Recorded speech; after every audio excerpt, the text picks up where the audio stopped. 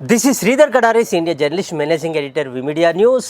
విశ్వవిఖ్యాతమైన పోచంపల్లి గొప్పతనం ఏంటి, ప్రత్యేకత ఏంటి అనేది DSR views chairman Dornala Seshagiri Rao ఇప్పుడు ఆయన మాటల్లో విందాం.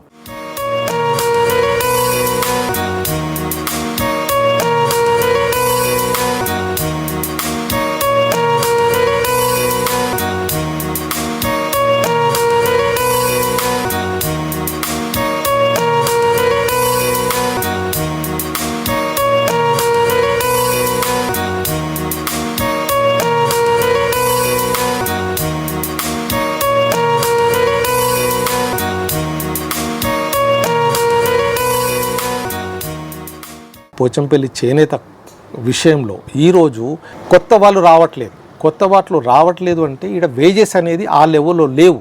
కొత్త వాళ్ళు రావాలన్నప్పుడు మార్కెట్కు అనుబంధంగా మనకు వేజెస్ వచ్చినప్పుడు ఇవాళ ఖచ్చితంగా మనకు నూతనమైనటువంటి డిజైన్లను డెవలప్ చేసుకొని మంచి వేజెస్ వచ్చినప్పుడు మన ఇంకొక తరం కూడా ఇందులోకి వచ్చే అవకాశం ఉంది.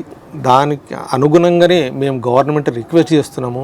ఇండియన్ ఇన్స్టిట్యూట్ ఆఫ్ హ్యాండ్లూమ్ టెక్నాలజీని పోచంపల్లి ప్రాంతంలో స్థాపించి దాని మూలంగా ఇక్కడ చేనేత కార్మికులకు డిజైనింగ్ డెవలప్మెంట్లో అండ్ క్వాలిటీ డెవలప్మెంట్లో అండ్ కౌంట్స్, రీడ్ పిక్ ఇవన్నీ విషయాలలో వాళ్ళ సైంటిఫిక్ రీజన్స్ని మనకు సపోర్ట్ అయినప్పుడు మనం ఎక్స్పోర్ట్ చేయడానికి ఈజీగా మనము సక్సెస్ఫుల్ చేసుకోవడానికి ఉంటుంది.